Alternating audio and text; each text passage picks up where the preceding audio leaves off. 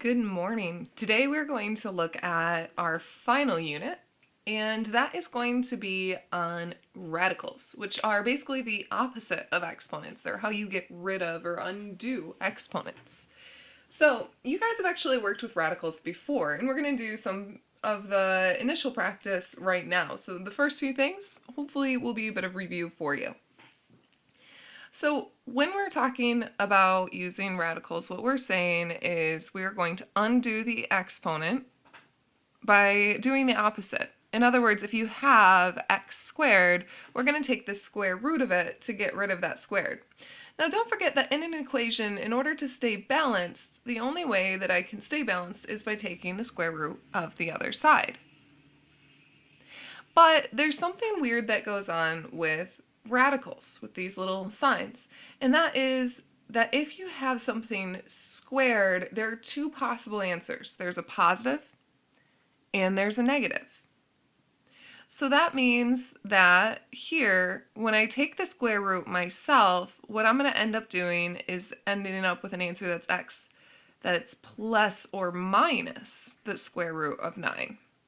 And we do know square root of 9 is the same as 3, so we're ending up with a positive or negative 3. Now again, double check why this makes sense. Here, if I put in a positive 3 for x, which should be one of my options, 3 squared is 9. But if I put in a negative 3, that's also correct because negative 3 times negative 3 is also a positive 9. So that's why we have both those options. And don't forget to do that every time you take a square root yourself. Now there's a slightly different instance in the three problems below. So if the radical, the sign, like square root, is already drawn in, you do not need to do the plus or minus in front of it because they're already showing you if it's positive, negative, or both. So here we have an example where the radical is positive because there's nothing in front of it. Here we have one where it's negative. And last but not least, we have one where it's positive and negative, both options. So you can just take the square root of these. And notice since you're not doing it yourself, you're not drawing it in, you're good to just write the answer. So square root of 4 is 2, because 2 times 2 is equal to 4.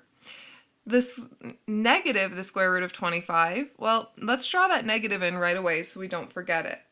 And I know that the square root of 25 is just saying what number is being multiplied by itself to get 25. And I know that that's 5. So we have negative 5 that would work as the answer.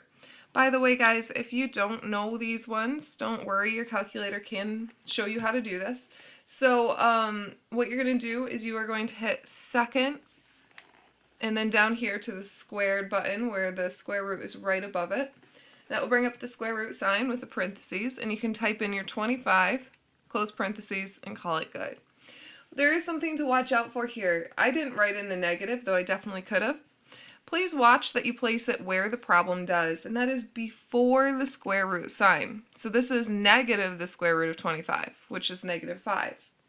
If you did it not the way the problem asks for, if you did it inside, like it was right in front of the 25 rather than the square root, you're going to end up with an answer like this, 5i, or it might say error, something like that. If you see an I or you see an error, that just means that you can't take the square root of this in the normal way because you can't take the square root of a negative number.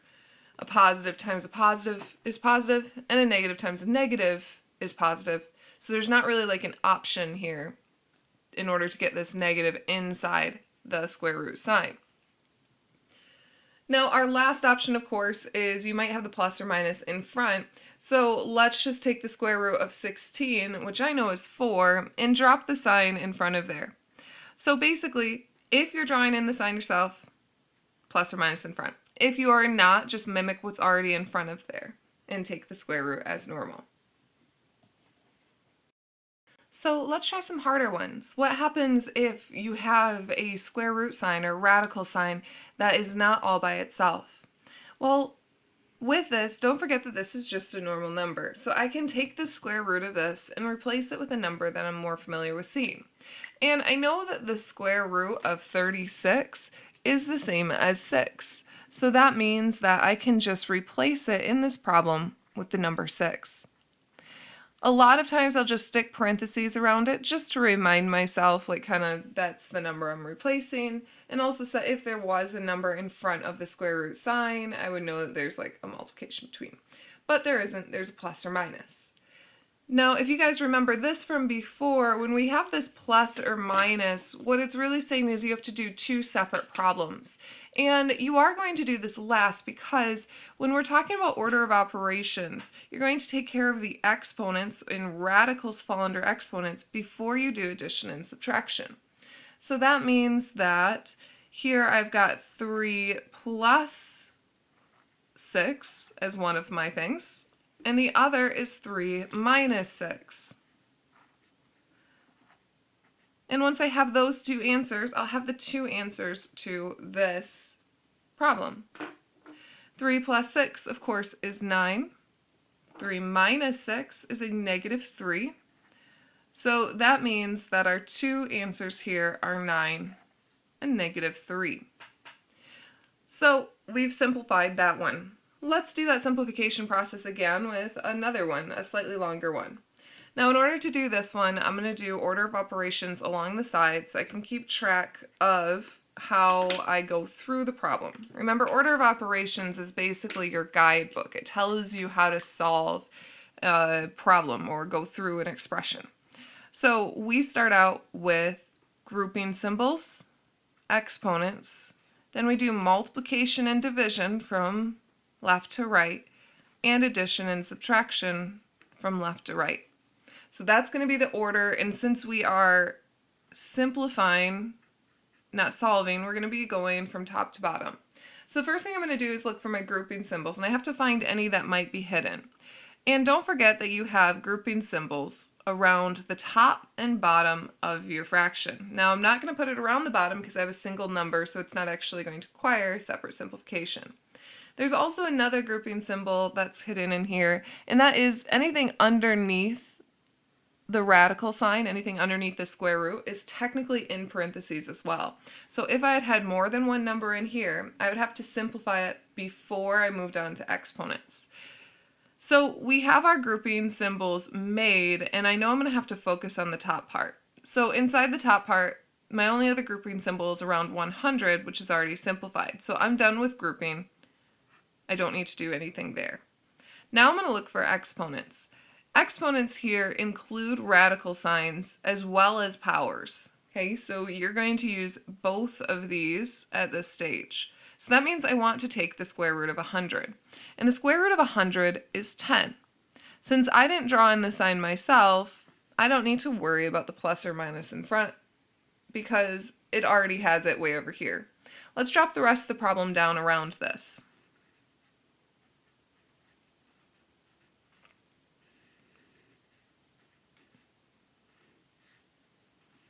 Okay, so in my next step, I'm still working inside these parentheses. I don't have any more exponents, so I can move to multiplication and division. Now, I can't do this long division here because it's outside the parentheses, but I can do the multiplication that's between the 2 and my 10, which would give me 20. So I have 24 plus or minus 20 over 4. Now, this is where we have finished our multiplication and division within our parentheses. So that means we're left with addition and subtraction. And we do have both happening at the same time. Don't forget that that means that your problem is going to split. You're going to have 1 with the addition and 1 with the subtraction. So let's start with the addition. We have 24 plus 20 over 4. Now notice how I'm dropping the whole problem down because all of this gets split at this point. It is the parting of the roads. And let's also just write out my negative one so I don't accidentally get excited once I have one answer and forget to solve the second half. Oop, that's supposed to be a minus. Minus 20 over 4. Okay, so again, don't forget that we're still simplifying within the parentheses first. So here, I'm going to do 24 plus 20, which is 44 over 4. And I can just solve this at this point if I would like. 44 divided by 4 is all that's left, and I know that that is 11. So I have one of my answers. I should have another. Anytime you see a plus or minus, you can assume that you're going to have two answers. The only exemption to that is if this ends up being 0. Okay, over here I've got 24 minus 20, which is going to give me an answer of 4. And don't forget that that's still over 4. And 4 divided by 4 is just 1. So that means my answer is 11 and 1. I have two answers there. And I would be good to go. So today we're going to call it at that stage. Tomorrow we're going to get a couple tips and then we're going to do some practice. So I hope you guys have a wonderful day. I will see you all tomorrow.